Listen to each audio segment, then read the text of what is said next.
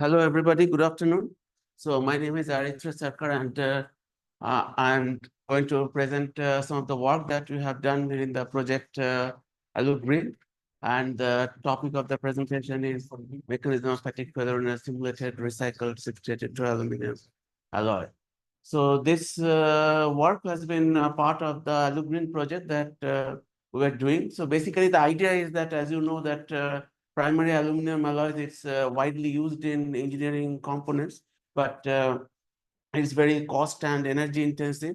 So one of the advantage or one of the major thrust nowadays is to shift from using primary aluminum alloys to secondary alloys, that is recycled aluminum alloys. But the recycled aluminum alloys, it comes with its own demerits because it has high content of the impurities like iron, copper, and zinc.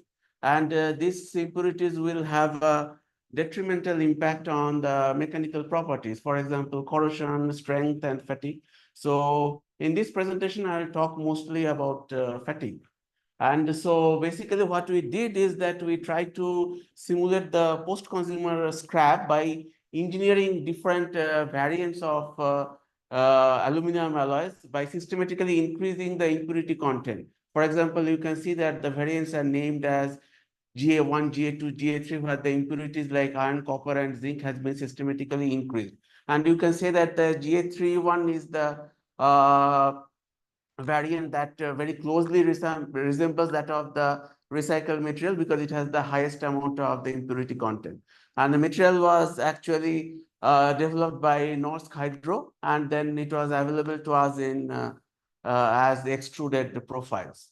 And just before going to the main results, I want to show some of the my baseline microstructure. As you can see that it consists of a recrystallized layer which contains like bigger grains like 250 to 300 microns, as well as some smaller grains, which is followed by an extruded region which has contains of like fibrous grains. And you can see we have also carried out a particle size distribution analysis, and we found that contrary to the normal aluminum alloys where we have like manganese silicon rich particles, here we have a very high amount of iron content as well. So these particles we can very well call as aluminum iron manganese silicon intermetallics, and you can see the particle size distribution there. So this has been carried out at the edge, and you can see there is a wide difference between the variants GA1 and GA3. Keep this in mind because we later came back to that when we'll explain the fatigue results.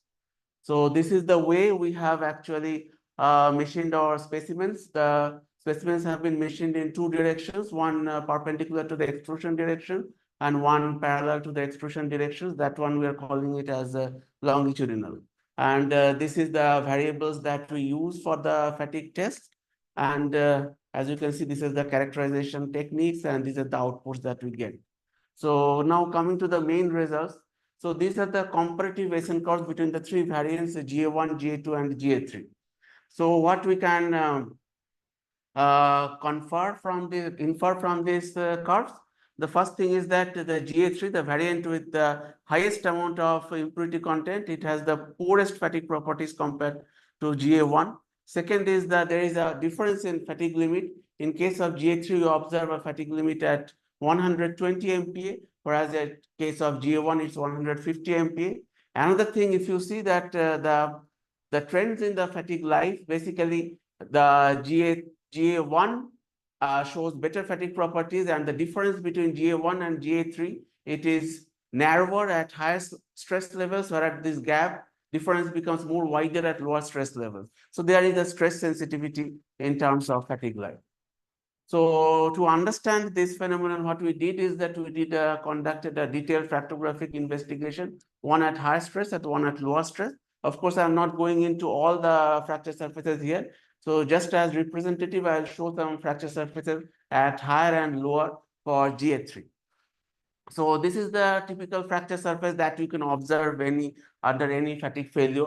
The image that you see on the left-hand side, this consists of, this is the overall fracture surface. The one, it denotes the crack initiation region, two is the crack propagation region, and three is the overload failure region. So when you magnify the crack initiation region, you see there are like multiple crack initiation region, which is again encircled there. And you can see on further magnification that the crack initiation takes place in a transgranular manner, and initiation and propagation both are transgranular. On the contrary, when you go to GA3 at a lower levels of stress at 150, and please remember that this is the stress level, but there is a significant difference between GA1 and GA3. In GA1, at this stress level, it went for run out, and in case of GA3, it shows the finite fatigue life. Here you see that there is a difference in terms of crack initiation. The crack initiation, instead of transgranular, it takes place in a intergranular manner. You can see in the magnified image B that the intergrain boundary facet is revealed. And when you do further magnification, you see that along the intergranular crack, there are some particles. So which suggests that there is possibly some decohesion of the particles at the particle matrix interface. So these are the main questions that we should ask and we should get answered. So why fatigue life is lower in GA3 compared to GA1? Why failure is occurring at GA3 at 150 and it's not occurring in GA1? And what is the role of intermetallic particles in fatigue crack initiation? As you can see from the previous slide that there is some particle at the crack interface. So to understand it better, what we did is that we did a UPSD analysis on the untested samples, and we did a Schmidt factor, generated a Schmidt factor map. And if you see the Schmidt factor distribution, you see that it is higher in GA3 compared to GA1. What does this suggest? This suggests that the propensity for sleep is more in GA3 compared to GA1. In other words, there is chances of crack initiation more in GA3 compared to GA1. As a result, GA3 has poorer fatigue life compared to GA1. Now coming back to the previous slides, if you try to recall that I mentioned that there is a sort of stress sensitivity in that. So what is the reason of that stress sensitivity? The reason is that if you see that when you increase the stress, more and more sleep systems get activated.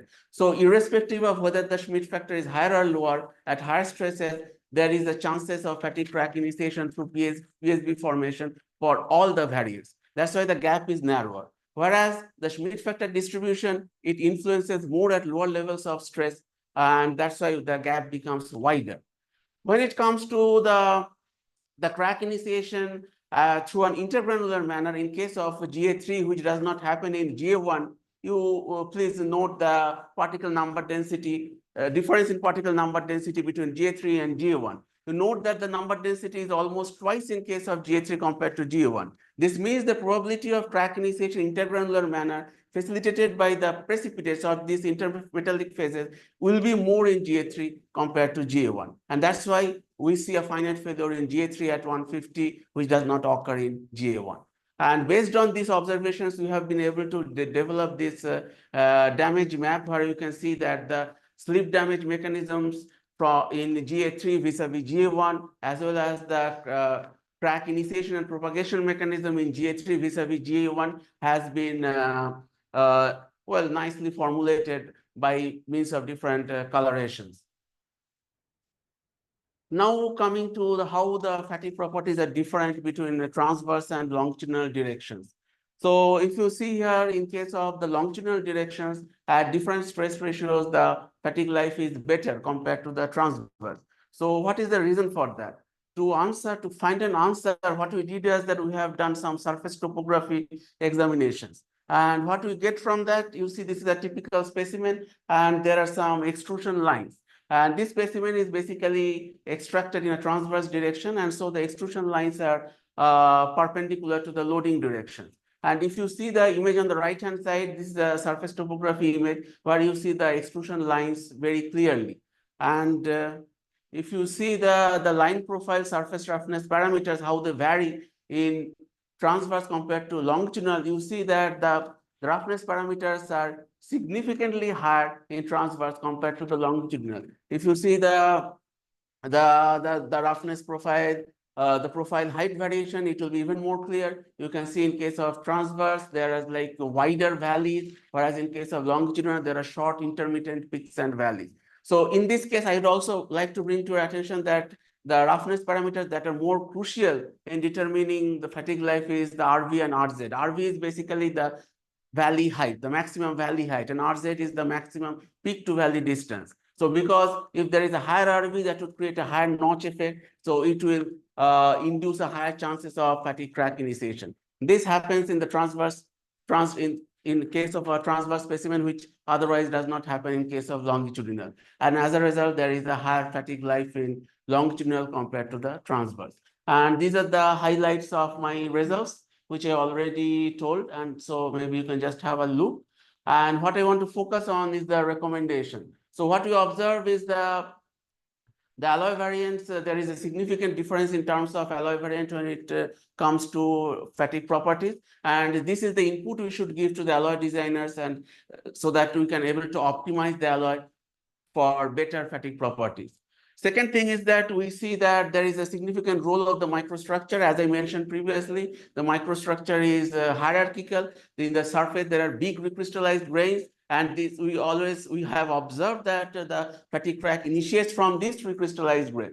So if there is a procedure by which you can remove the recrystallized grains by altering aging sequence, or we can tailor the size of the recrystallized grains, that would go a long way in improving the fatigue properties. Also, we can tailor the microstructure by controlling the intermetallic particle distribution, because we have seen that these have a very significant role in determining the fatigue life, especially at lower levels of stress. And another way is to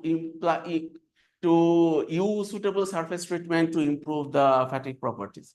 So with this, I want to stop. And if you have any questions, please feel free to ask.